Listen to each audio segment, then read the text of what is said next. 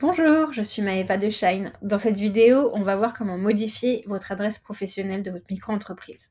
D'ailleurs, Shine, c'est un compte pro en ligne pour les entrepreneurs, avec un accompagnement administratif. Donc si vous avez besoin d'aide dans vos démarches, n'hésitez pas à faire appel à nous. Donc pour débuter ce tutoriel, je vais vous inviter à vous rendre sur le site guichet-unique.npi.fr, de vous connecter par vos identifiants France Connect. On a un article pour ça, pour vous aider, parce que c'est pas toujours très fluide. Mais une fois qu'on est dessus, on est content, parce qu'on peut tout faire. Donc voilà, une fois que vous serez connecté à votre accès guichet unique, je vous invite à aller dans l'onglet Formalités et Modification, cessation, dépôt d'acte. Vous rentrez votre sirène, vous cliquez sur votre identité, et là, vous allez modifier l'entreprise. Ici, vous allez pouvoir nommer votre brouillon. Vous pouvez mettre changement adresse pro. Donc, là, on vous demande ce que vous allez vouloir modifier. Donc ici, a priori, on n'a rien à modifier, mais on va quand même vérifier que tout est OK. Si jamais il y a des choses à mettre à jour, n'hésitez pas, c'est le moment. Notamment, par exemple, l'adresse mail.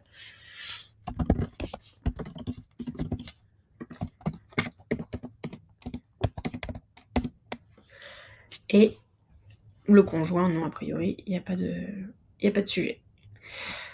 Ensuite, vous vérifiez bien que vous êtes bien en statut micro-entrepreneur, si c'est le cas ou non. Là, l'entreprise, on vous demande si du coup elle est fixée à l'adresse de votre domicile, si elle est fixée à l'adresse de l'établissement professionnel, donc si vous avez un local globalement, ou si vous faites appel à une société de domiciliation. Donc dans notre cas, il y a une modification d'adresse qui est également l'adresse de personnel, pardon. Hop. On valide. On valide toutes ces étapes. Et là, on va aller regarder les activités de l'établissement, que tout est OK. Donc là, on est OK.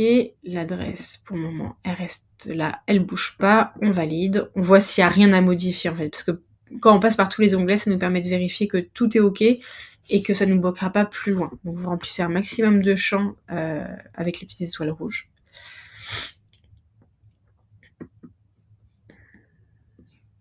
Et une fois que vous êtes ici, vous allez aller dans l'établissement.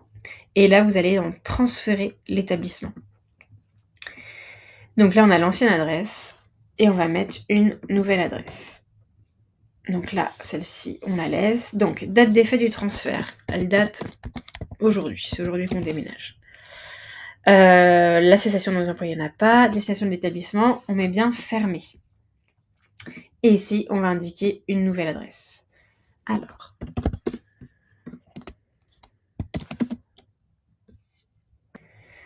hop, donc, on est là. Donc ça, c'est la nouvelle adresse. Là, il y a bien l'ancienne et là, la nouvelle.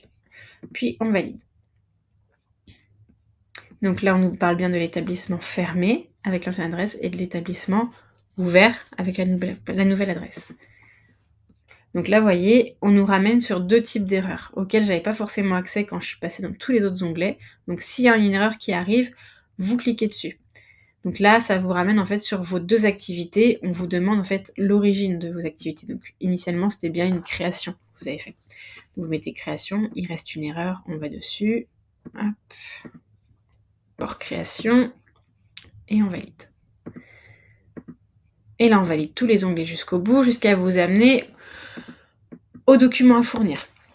Donc là, vous allez pouvoir donner votre preuve d'identité manuscrite. Donc là, c'est un document que vous allez créer avec soit votre passeport, soit votre titre de séjour, soit votre carte nationale d'identité. Il faut que le recto et le verso du document apparaissent sur un seul et même document. Donc, si possible, sur une page. Donc, vous pouvez par exemple photocopier le recto de votre pièce d'identité et poser à côté l'original, mais en verso. Et en dessous, vous écrivez « J'atteste sur l'honneur que la copie de cette pièce d'identité est conforme à l'original ». Vous datez, vous signez et vous mettez le lieu de signature. Ensuite, vous le téléchargez ici, en format PDF. Ils acceptent que ces formats-là. Donc vous n'hésitez pas à aller sur internet, il y a des sites qui proposent des conversions de documents gratuitement, comme I Love PDF par exemple, si vous avez que des formats JPEG. Donc vous téléchargez votre document.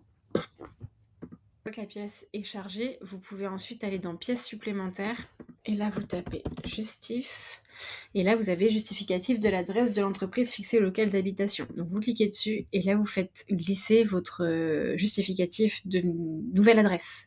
Donc il faut qu'il date de moins de 3 mois et que ça soit, si possible, un justificatif type fournisseur énergie, fournisseur d'eau, ça peut être facture téléphone fixe ou internet, mais pas mobile, évitez. Quittance de loyer, évitez aussi, parce que toutes les centres de formalité d'entreprise ne l'acceptent pas. Vraiment, essayez de rester sur les fournisseurs d'énergie au maximum. Et voilà, c'est téléchargé, vous pouvez avancer. Là, pareil, vous vérifiez de bien prendre la nouvelle adresse, surtout. Hop. Et donc là, il nous récapitule bien qu'on souhaite indiquer une ouverture d'établissement et le transfert d'établissement à une nouvelle adresse. Ici, je vous invite à déplier tous les onglets et vérifier toutes les données.